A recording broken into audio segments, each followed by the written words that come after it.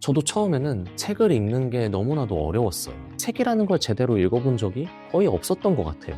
근데 일단 성공하고 싶다는 생각을 했고, 성공한 사람들을 따라해보기로 마음을 먹었습니다. 그리고 그로 인해서 제 인생에 이렇게나 큰 변화들을 만들어낼 수 있었습니다. 안녕하세요, 나와입니다. 오늘은 제가 약 2년 반 동안 130권 정도 되는 책을 읽고 느낀 것, 그리고 제 인생에 찾아온 변화들에 대한 이야기를 한번 해보려고 합니다. 우선 책이라는 걸 잘 읽지 않던 제가 왜 갑자기 이렇게 많은 책을 읽게 되었을까요? 분명한 계기가 있었는데요. 2021년 여름에 내 집 마련을 하면서였습니다. 정말 아이러니하게도 저는 집을 매수한 이후에야 부동산이라는 것에 관심이 생기기 시작했고, 그때부터 부동산 공부를 하게 됐어요. 무식하면 용감하다더니 지금 생각해보면 정말 대책 없었던 것 같습니다. 그러다 저는 부동산 책을 몇 권 읽게 되었고, 우연한 계기로 부동산 강의를 접하게 되었는데요. 그 강의를 들었던 곳에서 가장 강조하던 것 중에 하나가 바로 이 독서 루틴이었습니다. 그곳에서 저는 일단 배운 대로 무작정 책을 읽기 시작했어요.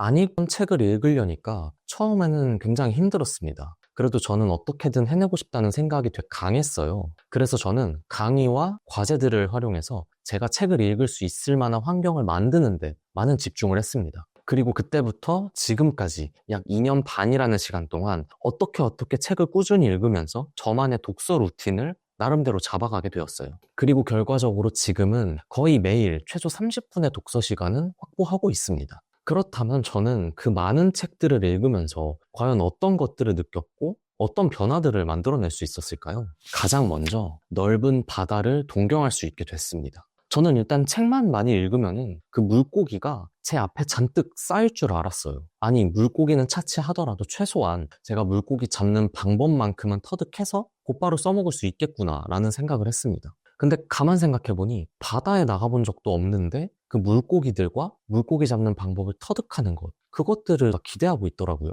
지금 당장 제가 먼저 해야 될 거는 일단 바다에 나가보는 거였어요. 그러나 두려웠습니다. 바다가 어떻게 생겼는지조차 모르고 괜히 나갔다가 나한테 안 좋은 일만 생길 것 같았거든요. 근데 여러 권의 책들을 읽고 나니까 제가 나가고자 하는 그 바다가 어떻게 생겼는지 조금은 알 수 있게 되었고, 위험한 것들도 분명 많지만 그것들을 충분히 대비하고 이겨낼 수만 있다면 제가 정말 많은 것들을 얻을 수 있는 그런 기회의 공간이라는 것을 알게 되었습니다. 제가 몰랐던 세상은 너무나도 넓었어요. 이토록 놀라운 생각을 할 수 있고, 그 생각을 꾸준히 실천으로 옮기며 그 실천을 통해 놀라운 성과들을 만들어내신 분들이 정말 너무 많았습니다. 처음에는 이런 내용을 접할 수 있는 것만으로도 제 눈앞에 뭔가 드넓은 바다가 펼쳐지는 느낌이었어요. 근데 그보다 더 큰 희열을 제게 주었던 것은 그 수많은 멘토들이 강조하는 내용에 뭔가 어떤 공통점이 있는 것 같다라는 생각을 한 것이었습니다. 그 성공하신 분들의 나름대로의 공통점을 제가 발견하고 나니까, 아, 내가 과연 할 수 있을까라는 그런 의문에서, 아니, 나라고 못할 이유가 있나? 라는 자신감으로 좀 생각이 많이 바뀐 것 같아요. 그때부터 저는, 아, 나도 얼른 바다에 나가보고 싶다. 바다에 나갈 수 있겠구나. 라는 생각을 하게 됩니다. 둘째, 인생의 성공 공식을 알게 되었습니다. 이 성공 공식이라는 게 앞서 말씀드렸던 제가 나름대로 느낀 그 성공하신 분들의 공통점들이에요. 제가 느낀 멘토들의 공통적인 성공 프로세스는 다음과 같습니다. 큰 목표를 세운다. 완벽한 계획을 짠다. 실천한다. 피드백한다. 그 피드백을 반영해서 다시 실천한다. 마침내 성취한다. 이게 제가 생각한 성공 프로세스입니다. 보도 셰퍼 작가의 이기는 습관이라는 책에는 다음과 같은 구절이 나옵니다. 현실을 바꾸고 싶다면 비현실적인 목표와 계획이 필요하다. 비현실적일 만큼 꿈은 크게 갖고 그 꿈을 이룰 수 있을 만한 구체적인 계획을 세우는 겁니다. 그리고 그 목표에 걸맞는 행동으로 가득한 하루하루를 보내고 그 과정에서 발견한 부족한 부분을 보완해서 다시 실천하는 겁니다. 그리고 이 과정을 계속해서 반복하는 거예요. 언제까지? 성공할 때까지. 물론 이 과정은 너무나도 힘이 듭니다. 저도 이렇게 말씀드리고 있지만 사실 저도 끊임없이 무너지고 다시 일어나고를 반복하고 있습니다. 완벽한 계획과 실천이 있었다고 하더라도 여러 가지 상황이나 운의 여부에 따라서 내가 원했던 결과를 받아들이지 못할 때도 분명히 많이 있습니다. 그러나 그 실패들도 결국 내가 피드백해야 할 것들 중 하나였고, 나의 실천들이 있었기에 그것을 발견할 수 있었음을 안다면 나는 여전히 성공으로 향하고 있는 겁니다. 절대로 실패한 게 아니에요. 운이라는 것은 내가 컨트롤할 수 없는 영역의 것입니다. 그렇게 우리는 목표했던 것들을 행동으로 옮기고 나타나는 결과에는 그저 초연해져야 합니다. 그래야 포기하지 않고 계속 실천할 수 있을 테니까요. 물론 이것 또한 어렵습니다. 그러나 어렵기에 도전할 만한 가치가 있는 일이라고 생각합니다. 그리고 이걸 반복적으로 연습한다면 그 결과에 대한 나의 반응과 더 좋은 선택을 결정할 수 있게 될 거예요. 이를 통해 비로소 성공의 확률을 높일 수 있는 것입니다. 셋째, 성장하는 인간상에 가까워지고 있습니다.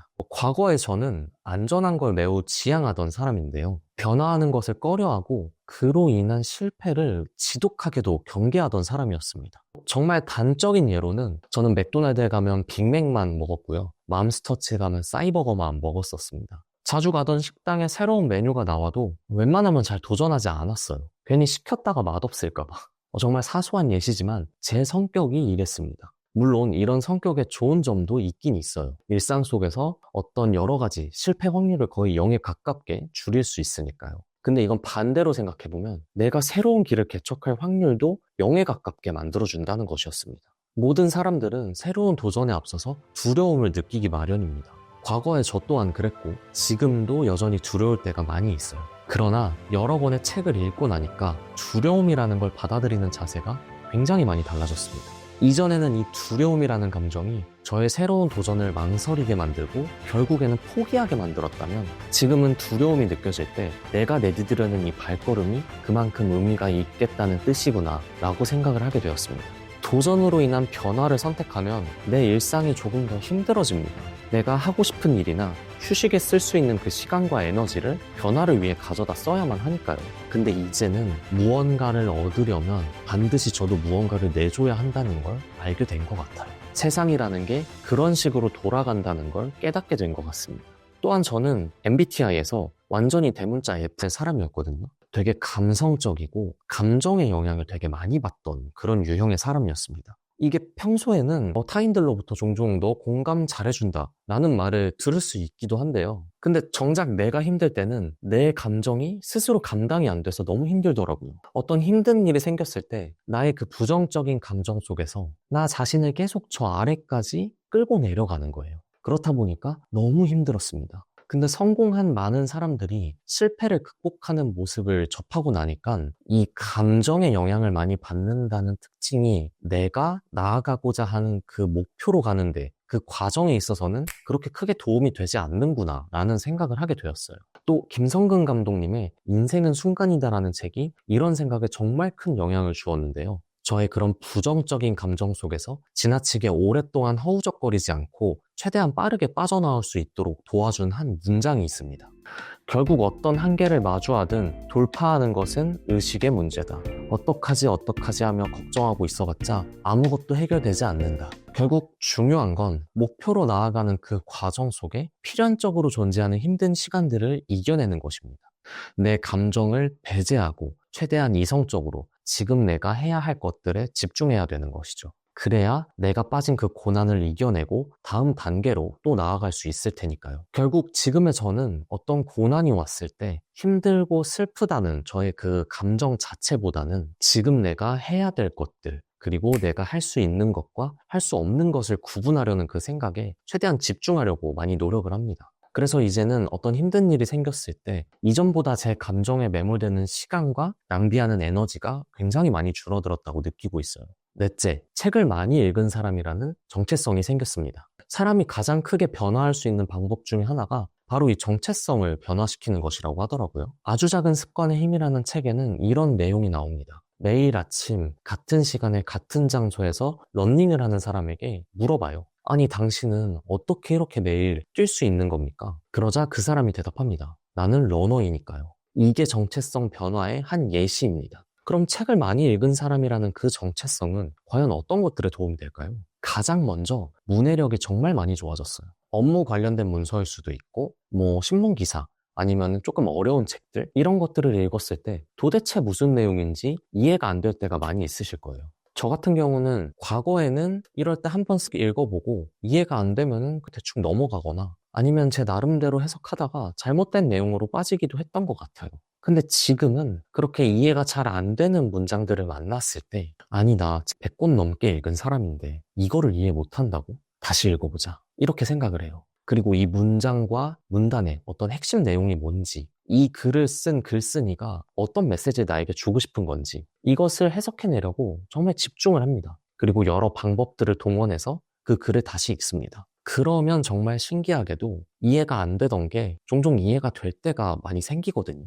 그러니까 우리는 이 내용을 진짜로 이해를 못한 게 아니라 익숙하지 않은 문장, 그리고 그 글의 구조를 접하면서 뭔가 괜히 지레 겁먹었던 거죠. 흔히 말해서 내가 지금 이 글에 쫄았던 겁니다. 내가 이해할 수 있다고 생각하고 그 글을 다시 읽으니까 이전에는 이해가 안 되던 그 글이 이해가 되는 것이죠. 물론 약 4만 페이지 정도 되는 책을 읽으면서 저의 독서 스킬 자체가 많이 레벨업돼 있을 거예요. 근데 저는 그것보다 제게 각인된 이 책을 많이 읽은 정체성이라는 게 더 중요하다고 생각을 합니다. 또한 인간관계에 있어서도 굉장히 많은 부분이 좋아졌습니다. 제가 지금까지 한 6번 정도 읽은 책이 있는데요. 바로 미움받을 용기라는 책입니다. 그리고 그 책에서 제가 가장 좋아하는 구절이 있습니다. 바로 말을 물가에 데려갈 수는 있지만 그 말에게 물을 먹일 수는 없다라는 내용인데요.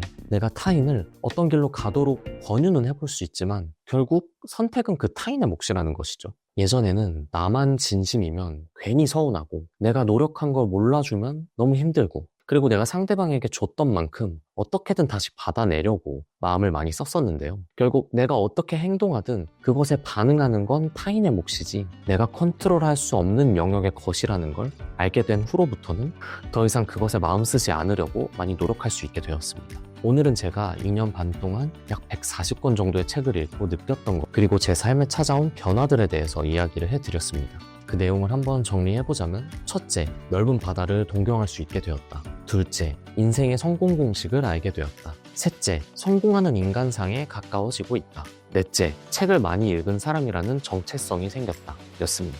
제가 꼭 드리고 싶은 말은 여러분들도 이 책이라는 걸 많이 읽음으로써 제가 느꼈던 것들 혹은 그 이상의 것들을 경험해 보셨으면 좋겠다는 겁니다. 저도 처음에는 책을 읽는 게 너무나도 어려웠어요. 사실 어렸을 때부터 책을 좋아하던 타입도 아니었고 군대에서 심심해서 몇 권 읽은 것 빼고는 책이라는 걸 제대로 읽어본 적이 거의 없었던 것 같아요. 근데 일단 성공하고 싶다는 생각을 했고 성공한 사람들을 따라해보기로 마음을 먹었습니다. 그런 목표를 정해두고 그거를 계속해서 이어나갈 수 있을 만한 환경을 세팅했더니 하루에 책을 한 페이지라도 읽게 되었고 그 시간을 점점 쌓아가다 보니까 독서 루틴이 자연스럽게 자리를 잡게 된 것 같아요.